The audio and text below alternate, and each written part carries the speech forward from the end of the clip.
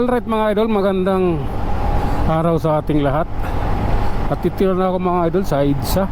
Ngayon, maluwag ang EDSA pag ganitong araw. Kita nyo naman, oh, napakaluwag. Mabilis lang ito patungo ng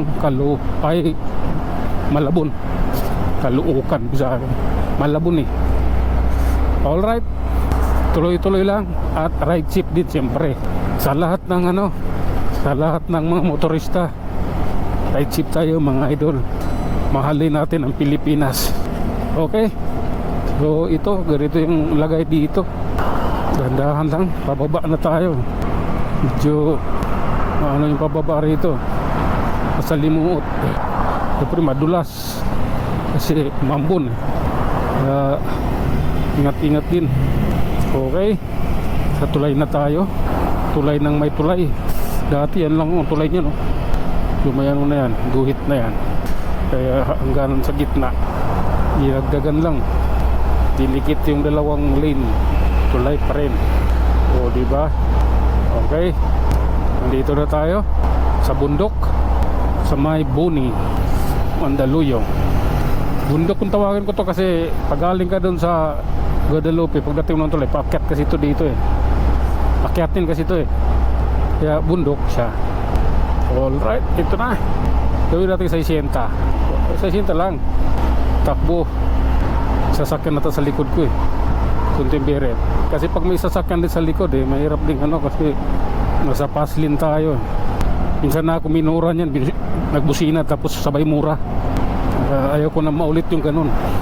Bubusinahan ka, tapos pagkapantay sa'yo, sabay bukas nung bintana, sabay putak. Ina mo, ganunin ka.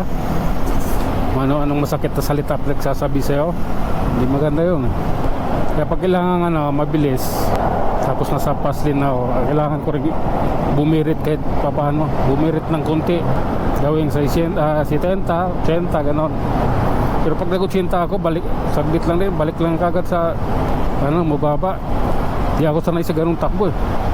Lang ako, pang low speed lang ako. Bakit? Parang sumayaw. Oops, yeah. Okay. Oops. Okay, ganito lang tayo. Ayan, 50 lang ambon dito. Tuyo eh. Tuyo dito eh. Sa Makati lang ata yung ambon. Makati lang yung basa. Alright, so dito tayo. Ayun, mayroong dumaan sa bus lane. Talagang dapat yung mga ganyan, pag nahuli 10,000 na kaagad. Pangalawang huli, suspension. Kasi matagal na yung batas na yan eh. Yung mga dumaan dyan sa bus lane, matagal na yan.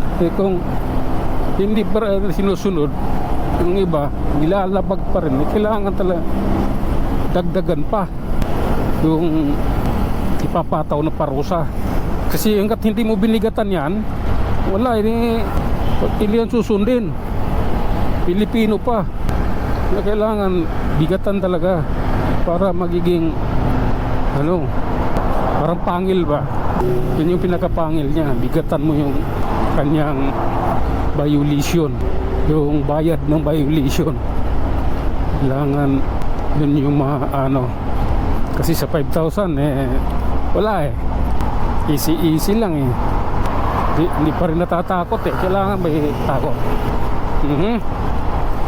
Dito tayo, maliwanag na rito. Alright, okay. Di na ako aasa pang muli. Okay, ito tayo. Alright, nakabuntot na kotse, nakadikit eh. Bibirit tayo ng konti para sabi ko para di tayo mamura. Okay, minabi nyo na tayo.